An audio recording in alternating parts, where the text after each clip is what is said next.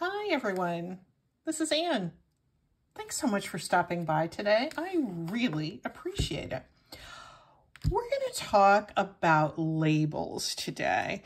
And labels are just sort of a decorative staple for us in the junk journal world, aren't they? They're wonderful ways to fill up a little space in a layout, just add a little bit of interesting visual intrigue. They can label something that we have no idea what they're supposed to be labeling. And that adds sort of an element of intrigue, of mystery, of just pausing and wondering a little bit as we look at some of our things in our completed journals. We are probably all very familiar with one of the most wonderful label makers that you can get digitals for out there, Tracy Fox. These are a couple of labels from Tracy's digital collections. I buy very, very few digitals in my creative life. I think for myself, there's enough free stuff out there that we can collect to make really interesting journals and visual elements. However, I also really like supporting some of the artists that are out there creating digital. So Tracy Fox is certainly one that I am very happy to have purchased some of her digitals. I mean, you run across funny things like, do not fill in, do not do it. What's that about, Tracy? We don't know. We don't have to know. It's just kind of fun to put on one of our journal elements. So I like having my Tracy Fox labels. I also have quite a few labels from Tina at Shabby Dabby Doodah because I like supporting her. These are some of her little journal labels. You can print out whole sheets of these, and these are super useful to put on some of your journal fronts, as well as the pockets and cards that we put into our journals. And I like to keep those handy, and I use them frequently. But I'm also a big believer in making some of our own stuff to add to our stash. I think DIY labels do not have to be our entire stash, but they certainly should be part of our stash so that we have a lot of things to choose from and that we can customize. And what I'd like to talk about today is how to make your own labels. I've been making quite a few lately. This is just a little one that has a couple of stamps.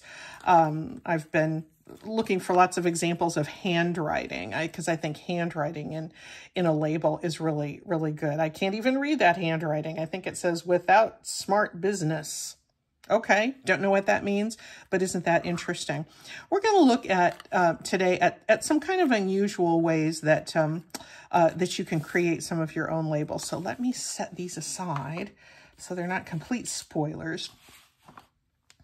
And I'm going to pull out just a few different types of papers that might be in your stash that you might use for making labels and ways you might use them. Before I pull out the papers, I'm going to note that I do have a couple of these stamp sets. Some of these are just sort of oddballs that I've collected over the years. This I think I got off Amazon a year or so ago. They're just frames, you know, they're just frames, and they're super, super useful for making labels, as you're going to see in a second. And there's nothing new about this. Lots and lots of crafters do this, so you may have seen this before. But it's a nice little refresher, I think.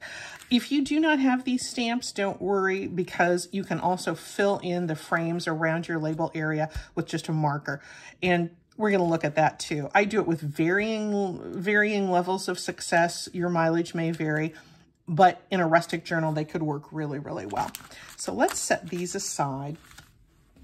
And I'm just going to show you, this is a really, when you think about what a label is, it's, you know, it's a useful type of thing to put on a document or to put on a file folder to sort of, you know, talk about a category of things. So often there's a varying type size. A really good source of stamping material to make your own labels is in the back of a dictionary. There's usually always these sorts of pages that have that have a different sort of, it's not just the words and the definitions. There's little categories, they'll have a little appendix here and there. This happens to be one of business terms. But look here at what fun little labels those are. And all I did was take some of these and stamp on this page. And I end up with all of these little frames. And it's super easy to cut these out. In fact, I will do one right now. Let's do calculus. We all love calculus, right? Okay, so maybe we don't all love calculus. At least we love algebra. I think we can agree on that. Oh, here's the microwave going off upstairs. Sounds like my husband's heating up some coffee. Now, I'm not going to make you watch me fussy cut all of these, but I'm doing it just to show you how easy it is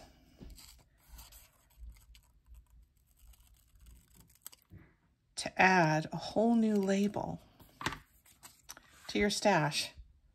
Isn't that cute? That's going to look great somewhere. It's going to be sort of intriguing, and somebody will look at it and go, ooh, why are we talking about calculus? Why is that label on here?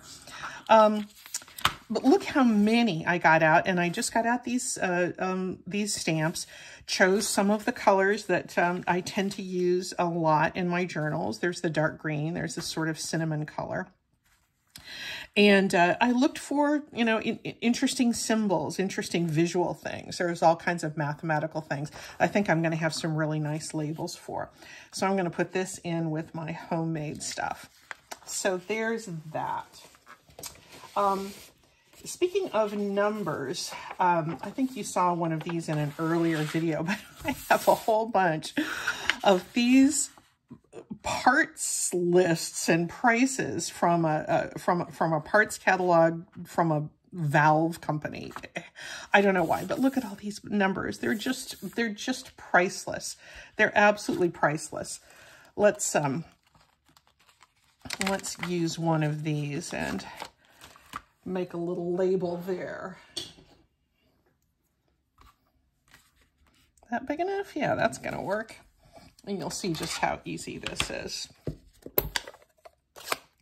This is one I've coffee stained, although if truth be told, I think there were some water stains on this document, or this binder of these materials when I got it from a garage sale.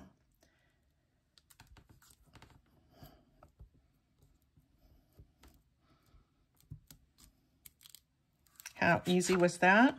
Now, why didn't I grab that word part number in there? That's what I should have done. So I'll just make another one that gets part number in there. It kind of makes sense to have that as part of a label. Look how cute those are. That's just going to look great in a journal. Super, super easy. What about if you just wanted to find, you had other sorts of interesting text? Here's an Edith Holden book page. And of course, we all love Edith so much.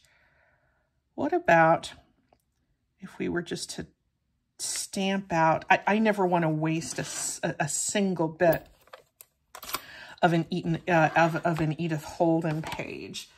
And if you have an Edith Holden book, I know you probably feel the same, because the writing, the text, just the text, even the page numbers are just, you know, they're just so pretty. And let's see if I can grab a couple of interesting lines off of this. These early November hours.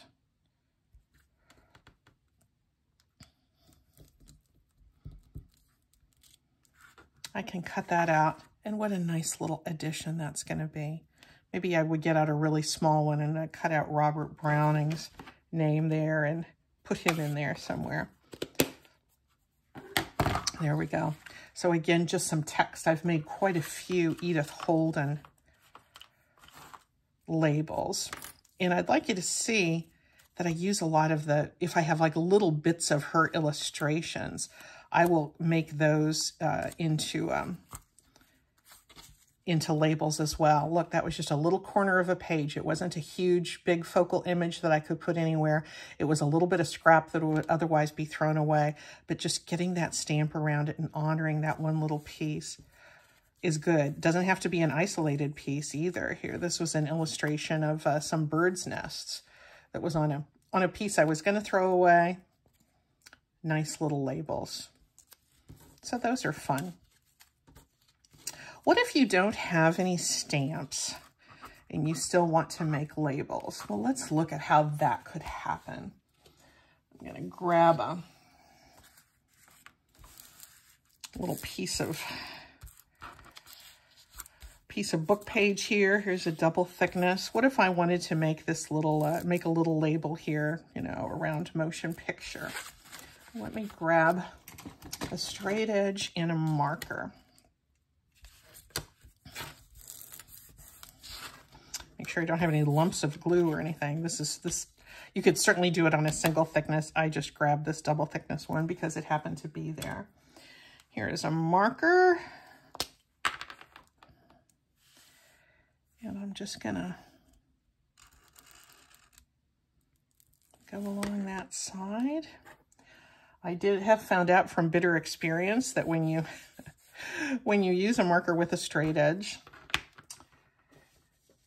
wipe off your straight edge. Jeez. So I can get it nice and straight. This is a little quilting ruler. I use this a lot in my junk journal life.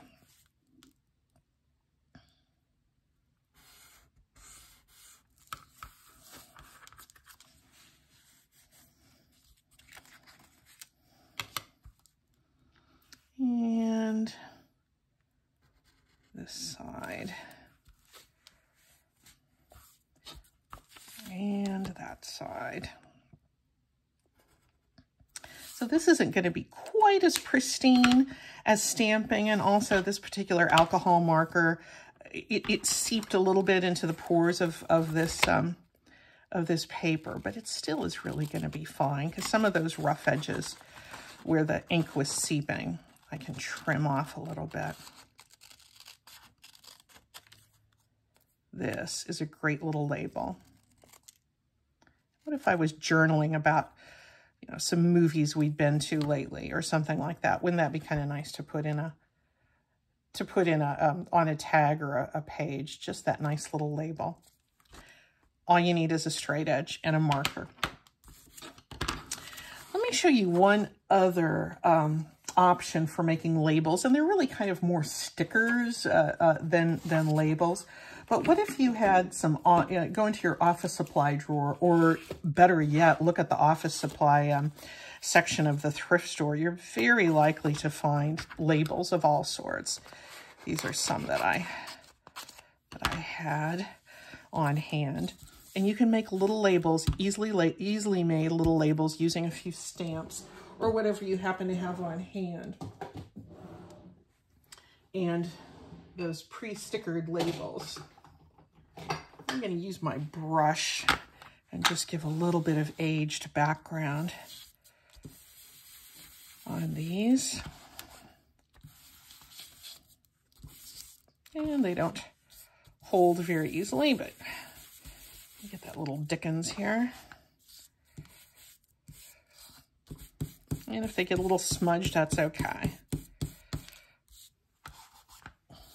Don't have my ink very even here, but I like the variation anyway. All right, so we've aged up the background just a little bit. And then you grab any kind of stamp you have. I had these on my desk. Here's this, this leaf. Let's see how this one does. I don't like to use Distress ink when I'm stamping. I think the Distress ink is, that ink pad is a lot less juicy than a regular stamping pad. So this is just my regular ink pad. Let's see how this guy goes.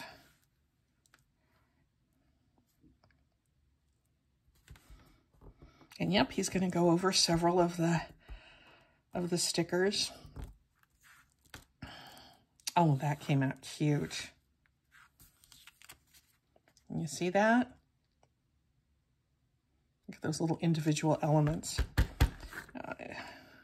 Don't want the bottom ones to be left behind on that column. Yeah, there we go. Nice.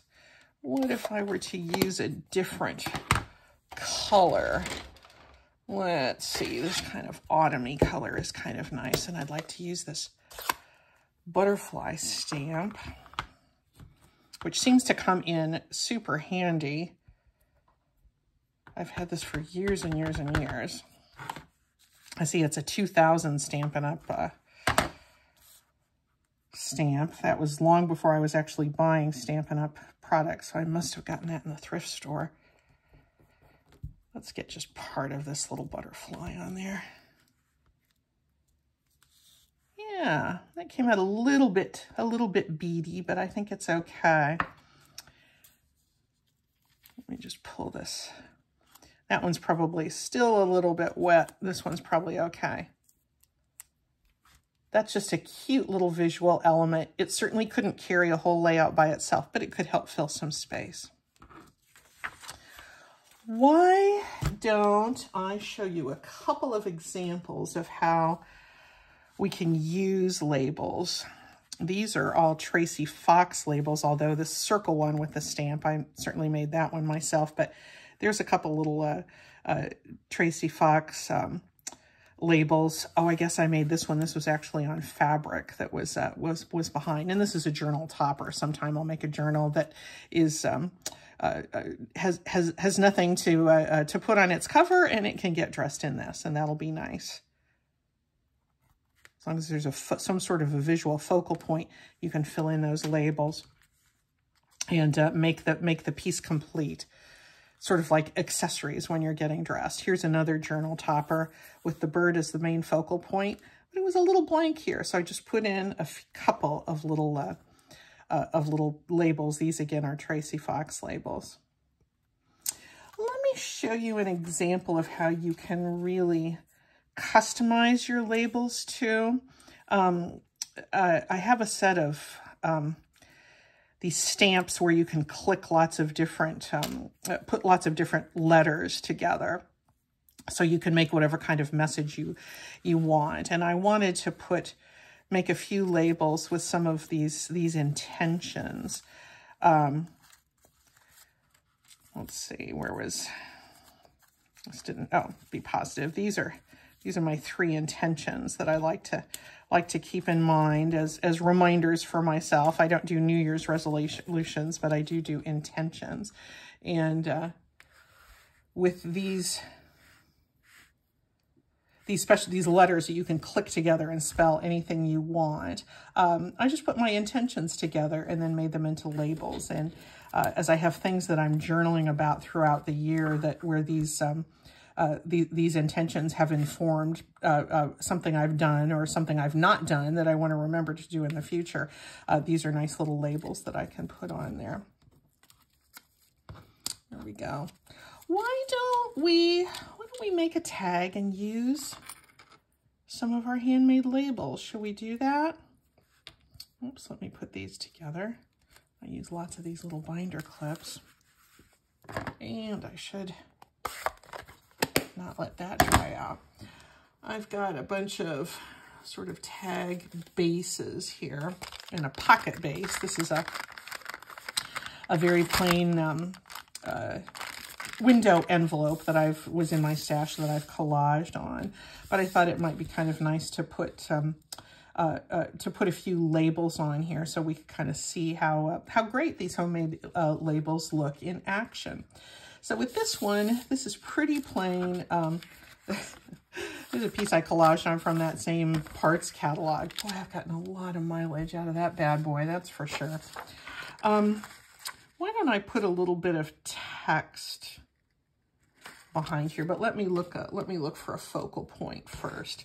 This feels like it's something where a bird ought to take place in the corner of that. Boy, I would like to use that.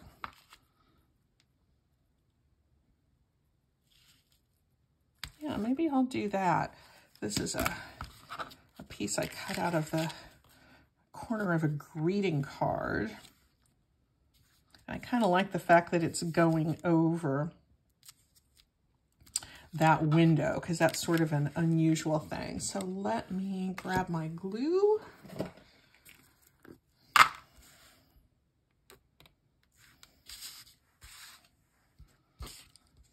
I'll get on camera here. Don't want you to miss any of the excitement of the gluing. Boy, that's something to stop your day and watch, isn't it? As you can see, there's lots of images like this that are available on digitals, but in my mind, I think I'd just rather use what I already have on hand. But if you have digitals, by all means, use them and enjoy supporting those artists. We all want to do that. There we go. A little bit of glue squishing out there.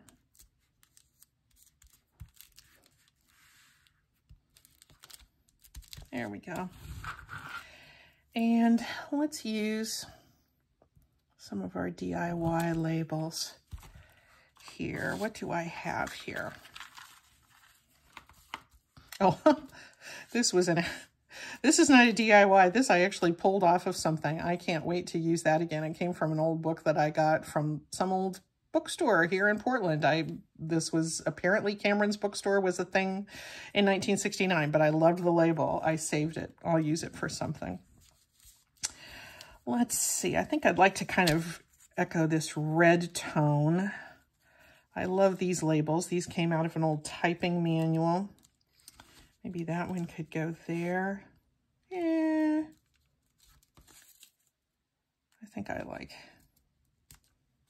this one there with that little hand editing on there.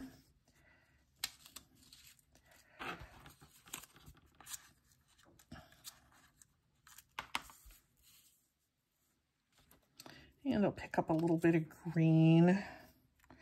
This is a cute little one that I did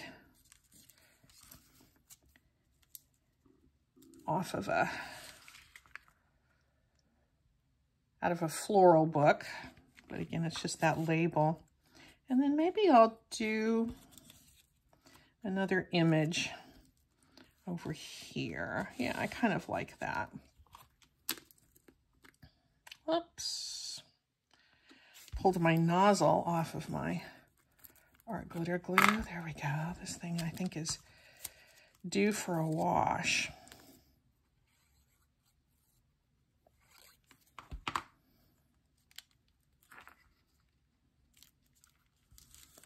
There's that little guy.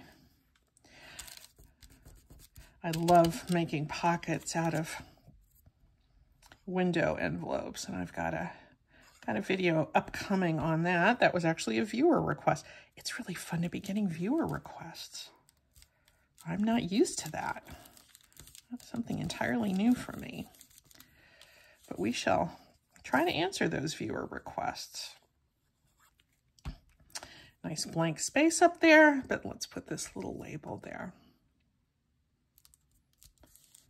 So we've got, again, following my very familiar construct on this piece. I'll glue this down and have a really nice pocket, but it's a very neutral background, one big focal point, and 3 labels, an odd number. That's it for today, guys. Hope you enjoy making your own labels. And be sure and combine them with the ones that you get from our other Etsy artists, and you're going to have all kinds of label-y goodness for your junk journals. See you next time. Bye.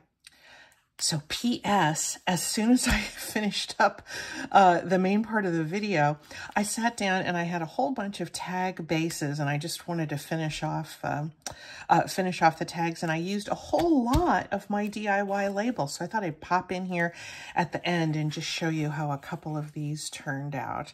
I just love these pieces from that inventory catalog. And, you know, you'd look at the paper and you'd think that is so useless, but man, that looks nice as a label, especially when it's coffee dyed. So there's a little tag. I think this is one of my favorites here. This is just a plain manufactured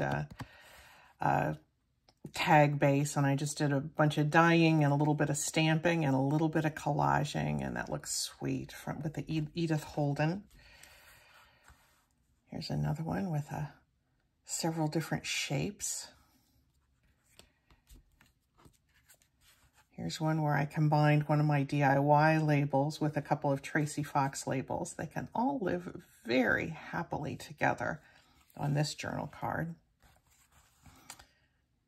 Some strawberry motifs, a little bit of a circle there. That's cute. That's one that I just drew around the edge of the circle after I punched it out with a marker and then stamped on it. It makes a really nice DIY label. Something else from that inventory sheet.